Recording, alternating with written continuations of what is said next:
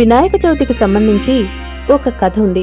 ఈ కథని వినాయక చవితి రోజు మనం తప్పనిసరిగా చదువుకుంటాం.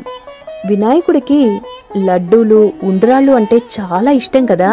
ఒకరోజు ఒక వినాయక చవితికి వినాయకుడు కడుపు నిండా ఉండ్రాళ్ళు, లడ్డూలు తిని కైలాసానికి బయలుదేరాడు. కైలాసానికి వెళ్లిన వినాయకుడు ఒక్కసారిగా కింద పడిపోయాడు. అతని కడుపు పగిలిపోయి కడుపులో ఉన్న ఉండ్రాళ్ళు, లడ్డూలు చెల్లాచెదురుగా దొర్లిపోయాయి. ఇదంతా ఆకాశంలో నుంచి చూస్తున్న చంద్రుడు ఒక్కసారిగా పెద్దగా నవ్వాడు. వినాయకుడు పైకి లేచి పొట్టని సరిచేసుకుని ఒక పాముని పొట్ట చుట్టూ కట్టుకున్నాడు. చంద్రుడు అలా హేళనగా నవ్వడాన్ని పార్వతీదేవి చూసింది. ఆమెకు కోపం వచ్చేసింది. వినాయక చవితి రోజు ఎవరైనా చంద్రుణ్ణి చూస్తే వాళ్లకి అపనిందలు తప్పవు అని శపించేసింది. అప్పట్నుంచి వినాయక చవితి రోజు చంద్రుణ్ణి చూసిన వారు చెయ్యని తప్పులు కూడా బాధ్యులయ్యేవారు. పురాణాల్లో ఉన్న సమంతకమణి కథ చదివితే ఆ కథ చదివిన వారు నిందల పాలవ్వరని పార్వతీదేవి చెప్పింది. అప్పట్నుంచి వినాయక చవితి రోజు ప్రజలు ఆ కథని చదివేవారు. పూర్వం సత్రాజిత్తు అని ఒక రాజుండేవాడు. అతని వద్ద శమంతకము అని ఒక మణుండేది. సూర్యభగవానుడు దానిని ఆ రాజుకిచ్చాడు. ఆ మణి ఎవరి దగ్గరుంటే వారికి ఐశ్వర్యం ఉంటుంది. ఒకసారి దాన్ని శ్రీకృష్ణుడు అడిగినా సత్రాజిత్తు దానిని ఇవ్వడు. ఎప్పుడూ కూడా తన వద్దే ఉంచుకునేవాడు.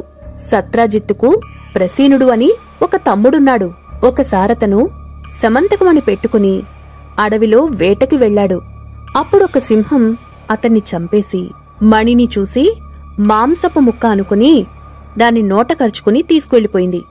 ఆ సింహాన్ని జాంబవంతుడు అనే ఒక ఎలుగుబంటి చంపేసి ఆ మణిని తన కుమార్తె అయిన జాంబవతికి ఆడుకోవడానికి తీసుకుని వెళ్లాడు.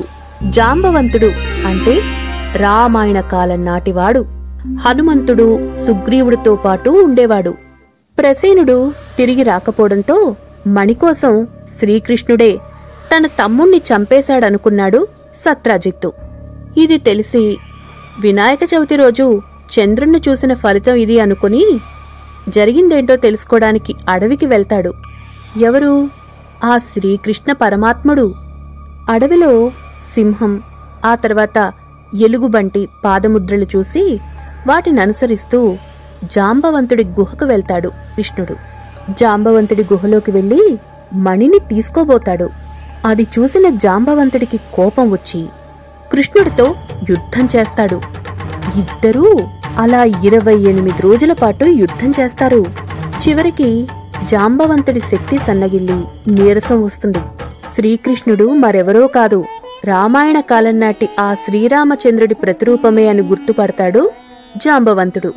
తన తప్పుని క్షమించమని కోరుతూ తన కుమార్తె అయిన జాంబవతిని శ్రీకృష్ణుడికిచ్చి వివాహం జరిపిస్తాడు.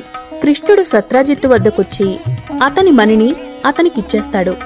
సత్రాజిత్తు జరిగింది తెలుసుకుని పశ్చాత్తాపపడి తన కుమార్తె అయిన సత్యభామని శ్రీకృష్ణుడికిచ్చి వివాహం జరిపిస్తాడు. అలాగే మణిని కూడా శ్రీకృష్ణుడికి ఇచ్చేస్తాడు. కృష్ణుడు సత్యభామను పెళ్లి చేసుకుంటాడు. కాని మణిని మాత్రం తీసుకోడు. ఇది శమంతకమణి కథ.